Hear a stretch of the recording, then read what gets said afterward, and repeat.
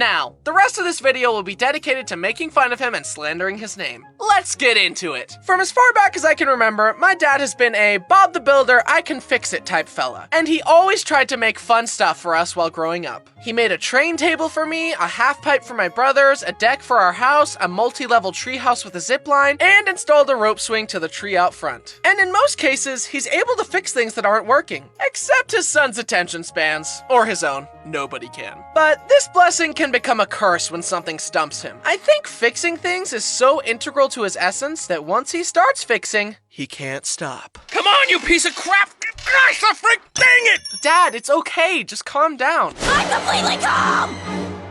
I can see that. I definitely inherited his hyperfixation trait. Who's to say if that's good or bad? At our old house, the screen on our porch door broke off, and Dixie got used to jumping through the empty door. Dad fixed the door and even made a special hole in the screen next to the door for Dixie to walk through instead of the door. Yep, that's not going anywhere.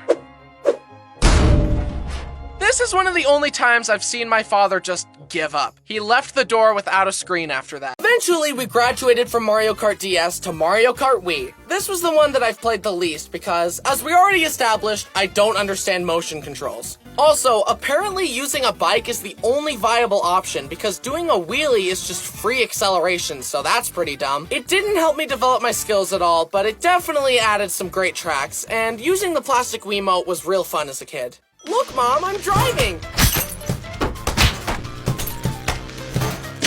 He's never getting his license. Then I entered a training grounds worthy of my potential. Mario Kart 7. They added kart customization, underwater sections, gliders, and a bunch of amazing courses. And a much better drifting system. This was definitely the best Mario Kart at the time. I learned the strategies, I learned the shortcuts, and I began to step into my power. I started to be a much bigger challenge for my brothers, and Brody and Brayden could feel the reign of terror slipping away as I won more and more. The Egyptians believed the most significant thing you could do in your life was die. I had demolished Brody and Brayden so many times that I unlocked the final frontier of Mario Kart's skill, a forbidden technique known as item smuggling. In the game, the strongest items are given to the people in the back of the race to even things out. Basically, you purposefully hang back in the race to cycle through the best items, and then use them to take shortcuts and sweep in at the last moment to steal a victory. This strategy is especially mean because if you succeed, someone is getting teased with the chance at a first place spot for the whole race, only for you to snatch it from them in the last second. I've done this countless times to family and friends to dunk on them, and I finally fulfilled my childhood dream of being better than my brothers at something. With my enemies defeated, my thirst for victory was finally quenched. Now, I know what you must be thinking. Well, this guy must be pretty bad at everything else if the only thing he can brag about is being good at a children's video game. And to that I say, yeah, that's pretty true. Just let me have this, please. Mario was definitely a great part of growing up, and I'll always have fond memories of playing games with my brothers, and it's been nice to finally defeat them. Little brothers gotta take what we can get.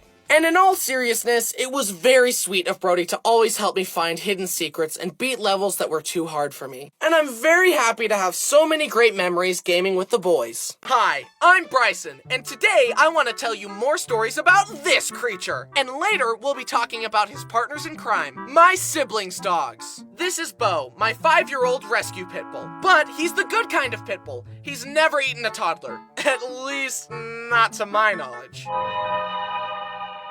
He has Bluetooth connected to my soul, and I will love him forever. Even though he's the best dog of all time, that doesn't mean he hasn't been involved in various shenanigans, hijinks, escapades, and crimes. Like I said earlier, it was fun to play with the other homeschooled kids. But a frustrating part was that I was usually the one to pitch the game that we should play next. And it usually went something like this. How about we play tag? No. How about we play wizards? No. How about we play hide and go seek? I'll only play if Jenna plays. I'll only play if Rachel plays. I'll only play if Josh plays. Please just say yes, Josh. Everything is riding on you. I don't want to play. Hi, I'm Bryson, and like many people, I have a mouthful of teeth. And with that comes some dental-related trauma. To put it lightly, these pearly whites didn't come without a little suffering. Let's start at the beginning. Little Bryson was irresponsible and had gotten a few cavities from eating too much Halloween candy, and Mom took me to the dentist to get the affected baby teeth removed. The numbing shot hurt pretty bad at first, but then I couldn't feel a thing. I guess that's why they call it a numbing shot. Okay, bye. Don't eat anything for 3 hours or you'll bite your tongue. One time when I was like 3, I was making a crash scene with my trains, and I accidentally crashed them a bit too hard, and Thomas got a little bit of his paint chipped off. And this bothered me. He was no longer perfect. So what did I do? I flushed him down the toilet, of course.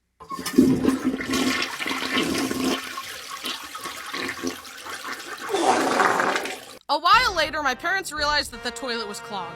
My parents called a plumber, and after hours of trying, the plumber angrily said, "Ugh, there's nothing I can do. I've never encountered a toilet I can't unclog.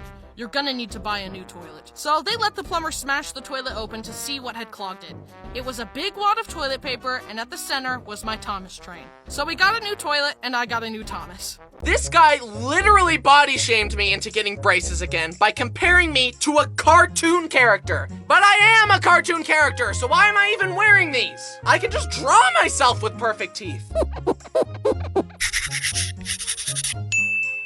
And to correct my Bart Simpson lip, I had to not only get another palate expander, but also rubber bands to pull my lower jaw forward. So, how was your week, bud? I hate you.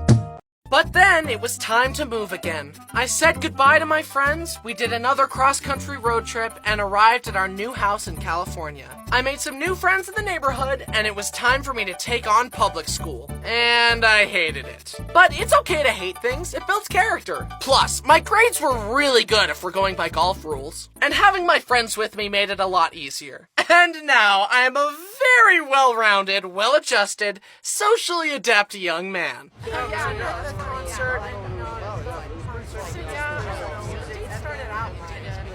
Yeah, me and my cousin were hanging out, and, you know, we built a Lego set the other day. You like Lego? I love Legos. Did you know that Lego was invented in 1932 in Denmark by a man named Ole Kurt Christiansen? Originally, they were just wooden toys, but eventually they started making interlocking plastic bricks to create a system in which all their toys could be linked together. Despite many hardships, including their factory burning down, Ole and his family persevered and continued to manufacture the unique brick system. Then in 1978, the Lego minifigure as we know it was created. Minifigures are a high-value collector's item. In fact, a recent study showed that buying Lego sets was a better investment than the stock market because of how well they hold their value. This means that buying and building Lego sets isn't just a fun hobby, it's a smart way to use your money. Guys? However, a hobby that has stuck with him through the ages is remote-controlled cars, trains, boats, and planes. This leads into another instance of his poor knowledge application, that being using said RC vehicles around the family dogs. You would think that after seeing this happen that he'd, I don't know, put the dogs inside or fly his RC toys somewhere else, but nope. The same story has happened on pretty much every family camping trip. No! Stupid dogs!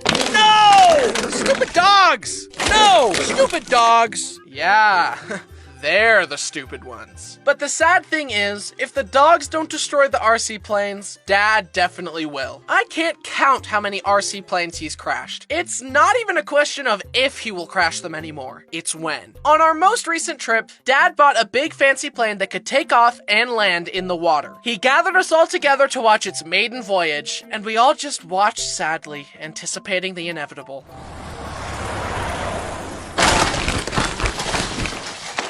No! Stupid plane! I finally had all my adult teeth, and my dental troubles were over. Or so I thought. A year later, my family moved. I thought I was in the clear until Mom took me to another orthodontist. Yeah, it doesn't look like the first set of braces really did anything. I mean, only an idiot would put braces on baby teeth.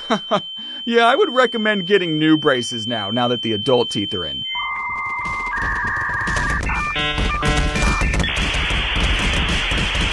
My My dad is very smart in a lot of ways. He has an engineering degree and master's degree in business, but he doesn't always apply his knowledge in the best way. One time on a road trip by the coast, Dad wanted to drive our Suburban onto the sand with all of us in it. Dad, no, don't do it. We'll get stuck on the sand. Please, no. We're doing it! Woohoo! We're sinking! Don't worry, I'll just hit the gas pedal harder. Wow, who could have predicted this? This should have been the moment where I realized that adults don't know everything, but embarrassingly, it took me becoming one to realize that most adults are just children, but bigger, some of which have access to the nuclear launch codes. Kinda a bummer, I know. And apparently, not applying his knowledge correctly went way back to his youth. Back when my dad was in college, he had to bike to his classes in the snow. Uphill both ways, of course. He turned a corner and the bike slipped on a patch of ice. His laptop bag was covered in snow and he went back home to make sure nothing was broken. Luckily, it was okay, just a little dented. Then he got back out on his bike and he assumed that since he knew the ice was there, that this time he'd be able to bike over it more carefully. So instead of going around, he took the same path and slipped again, shattering his laptop. Son of a I can't count how many RC planes he's crashed. It's not even a question of if he will crash them anymore, it's when. On our most recent trip, Dad bought a big fancy plane that could take off and land in the water. He gathered us all together to watch its maiden voyage, and we all just watched sadly, anticipating the inevitable.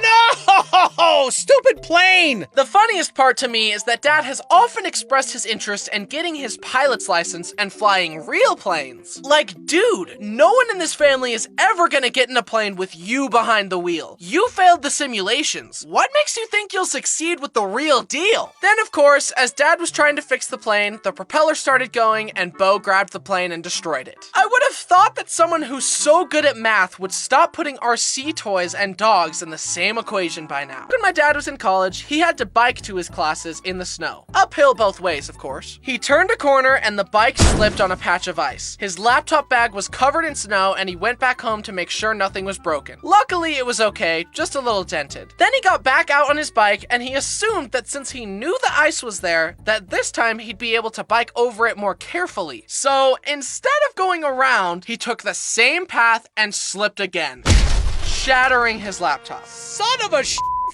This is ironic because my dad taught me that the definition of insanity is trying the same thing over and over and expecting a different result. And yet, from as far back as I can remember, my dad has been a Bob the Builder, I can fix it type fella. And he always tried to make fun stuff for us while growing up. He made a train table for me, a half pipe for my brothers, a deck for our house, a multi-level treehouse with a zip line, and installed a rope swing to the tree out front. And in most cases, he's able to fix things that aren't working. Except his son's attention spans. Or his own. Nobody can. But this blessing can become a curse when something stumps him. I think fixing things is so integral to his essence that once he starts fixing, he can't stop. Come on, you piece of crap! Gosh, the frick, dang it! Dad, it's okay. Just calm down. I'm completely calm!